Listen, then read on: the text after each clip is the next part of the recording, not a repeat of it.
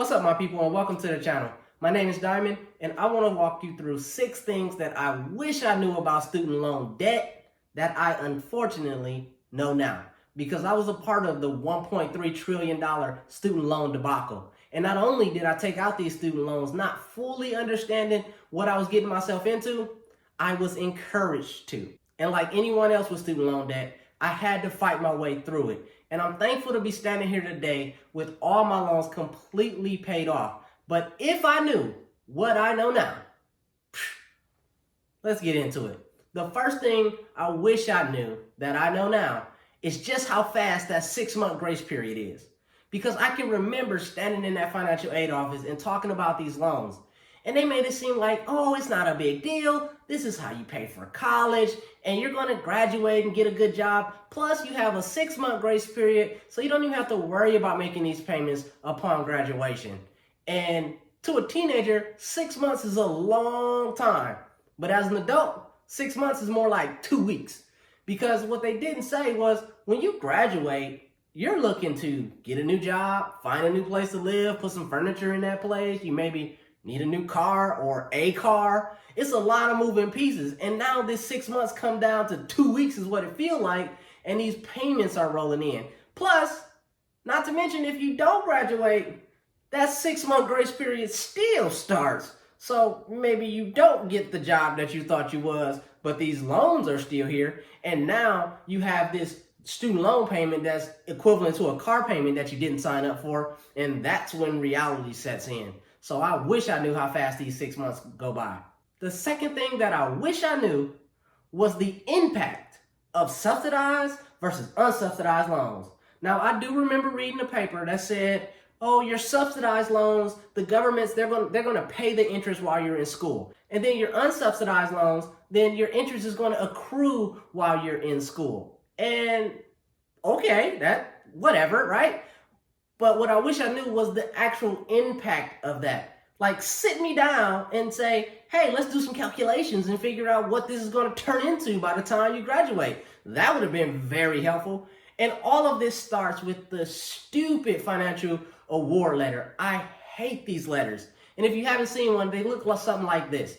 At the top, they list how much school is going to cost you that year. And then they list all the different type of financial aid that you qualify for. And then to the right of that, they have all the different amounts.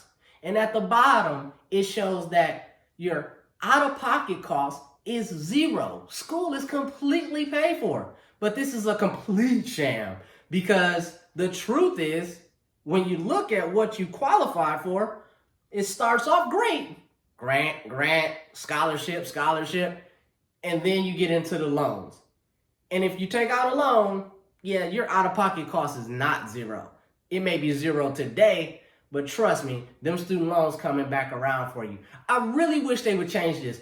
I feel like I should get 2 letters. One that show, hey, this is what school costs. This is the financial aid that you get based off your FAFSA form, the one that you filled out so you can qualify and get some financial aid. Yeah, tell me what grants and scholarships I get. Tell me about the free money. Don't put the student loans in there. That should come on a second letter and say, hey, after all your free money, now this is your options to pay for the difference. Don't make it seem like I'm all good to go when I'm not.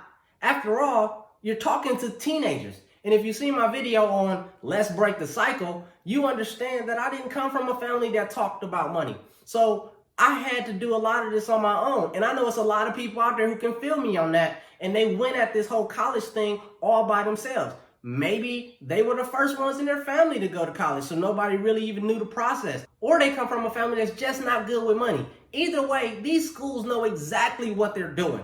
And when you add up how much debt a teenager, someone who can't even buy alcohol, can take out, when you combine subsidized, unsubsidized, parent plus loans, and private loans, you're talking 6-figure debt loads. And that's just crazy to think about, which takes me to number 3. Number 3 is set a limit. And anybody with student loan debt, I don't care how small or big of a pile they're sitting on, they all would agree to this. Set a limit, because the amount of debt that you can take out to go to college is off the charts. Like, it really don't make sense. And when you hear somebody say, I have 1 or 2 or 3 $100,000 worth of debt, you automatically think, are you a doctor or a lawyer? Nah, I have a bachelor's in hospitality. What? Student loan debt is unlike any other debt out there. You can just keep borrowing and borrowing and borrowing. Like, as much as you need, they will find a loan out there that you can borrow to pay for that school. And we have to set our own limits.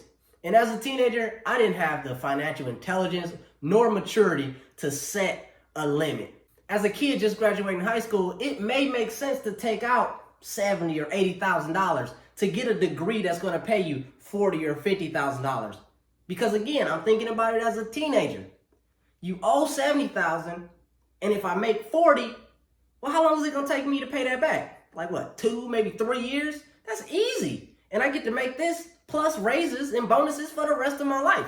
This is a good plan. No, it's not, because that 70 is going to balloon to 90, because whatever you think you're going to take out in student loans is really going to cost you more, and you can't forget about interest. And upon graduation, they're going to put you on that 10-year payment plan, and because life happens, it's really going to take you about 20 years to pay it back. Yeah, that's right. The average person is taking about 20 years to pay back their student loans, which take me into number 4, deferments and forbearances. Just don't use them. I kicked this student loan can down the road so far that I could have paid these student loans off 3 times over, and I didn't. Because I was like, no, I'm not ready to give them my money. I don't want to pay these student loans. So I used everything that was available for me. And you know what I realized? It just cost me a whole lot of extra money, because these student loans aren't going anywhere unless you die or get disabled. And that depends on what type of loan you have and how much of it, if any, is going to be forgiven. These student loans aren't going anywhere. So all these different little tricks you can use to not pay them or delay paying, it's just going to cost you more money. Now, sure, if you have some type of legitimate reason, then definitely take advantage of what you have, because you don't want to fall behind on your payments.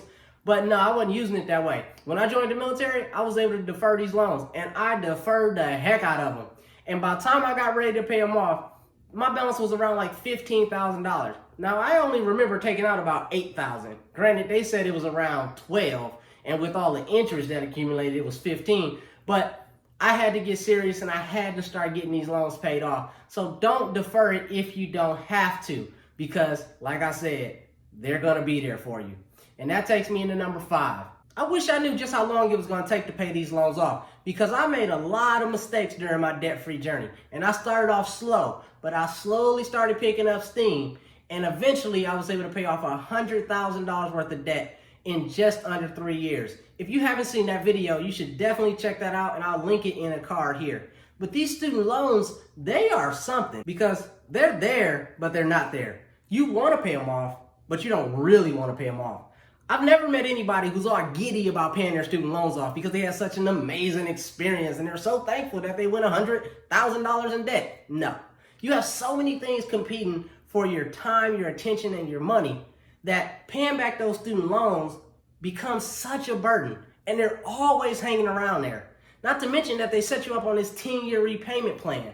And then life happens, and I will admit, student loans is one of the easiest debts you can have, that you can somehow delay, reduce the payment, move things around. Like anything you need to do to stay in debt longer, they'll help you do that. And that's why the average is 20 years to pay off student loans. It's not that it really should take somebody 20 years to pay off $20,000 or $50,000. I mean, we pay off cars in 4 or 5 years that cost more than that. But student loans just get put on the back burner, and it takes way longer than you think it's going to take to pay these off. And this is something that should be taught on the front end, and your plan of how you're going to pay it back, I feel like it should be laid out from the very beginning so you know exactly what you're getting into. Because student loans suck. And number 6 is avoid them. Find another way. Knowing what I know now, oh boy, would I avoid them and find another way. And there's 3 ways that I would go about it. First, I would have spent more time looking for scholarships, because there's millions of dollars in scholarships out there. You just got to go find them. And you may have to apply for 1,000 of them just to get one. But that one might be all you need. or go to community college or trade school. My brother tried to get me to go to trade school right out of high school, and I wasn't trying to hear that. And then a year later, I was working 2 minimum wage jobs and going to school full time. Meanwhile, bro over there making $20 an hour and creating his own schedule. And community college is the hidden gem because it's cheaper and you can transfer into the school that you ultimately want to go to. And here's what I know now. Nobody, and I mean nobody, cares where you started going to college. And most people don't even care where you finished going to school. So save your money. The third option is join the military. Let them pay for it. That's ultimately what I did, and I never looked back. And now I have 3 degrees, all paid for. Well, that sums up the 6 things I wish I knew about student loan debt that I know all too well now. And like I said earlier, I paid off $100,000 worth of debt in just under 3 years. And you may be sitting on $100,000 of just student loan debt. And I'm telling you, it was only one thing. It was one driving factor that allowed me to get my finances in order and get that debt paid off. And that's the dreaded B word, the budget. And I know people hate budgets. And I want you to click on this video that's on your screen. I'll also put links to it down in the description as well as in the comments. But I want you to watch that video on the 5 reasons people hate budgeting and how to overcome them. Because it truly is the secret sauce to getting you where you want to be financially. If you got value out of this video, let me know by giving it a thumbs up and tell me your student loan story down in the comments. Until next time, I'm Diamond. Peace.